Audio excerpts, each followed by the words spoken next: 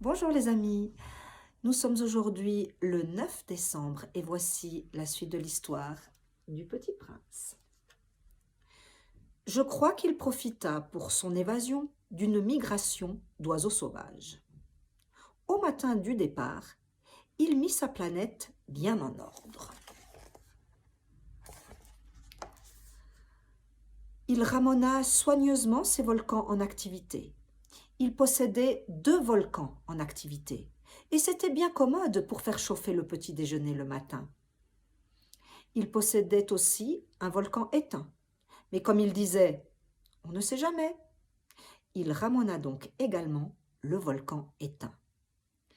S'ils sont bien ramonés, les volcans brûlent doucement et régulièrement, sans éruption.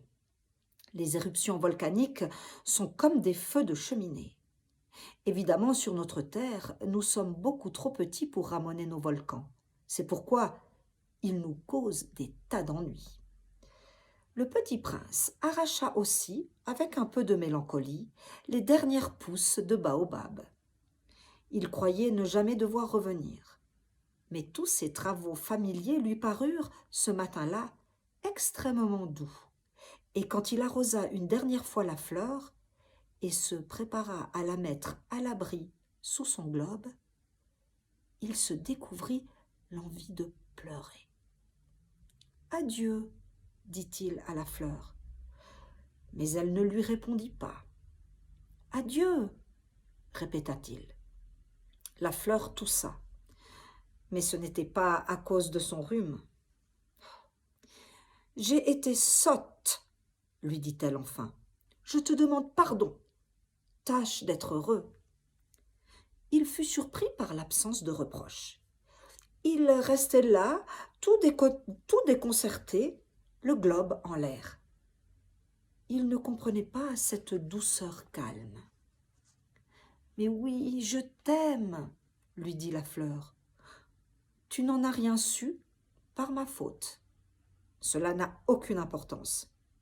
Mais tu as été aussi sot que moi. Tâche d'être heureux. Laisse ce globe tranquille, je n'en veux plus. Mais le vent, je ne suis pas si enrhumée que ça. L'air frais de la nuit me fera du bien, je suis une fleur.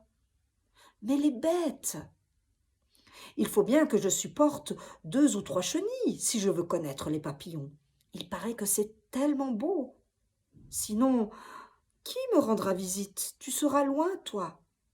Quant aux grosses bêtes, je ne crains rien, j'ai mes griffes. » Et elle montrait naïvement ses 4 épines. Puis elle ajouta « Ne traîne pas comme ça, c'est agaçant. Tu as décidé de partir, va-t'en. » Car elle ne voulait pas qu'il la vît pleurer.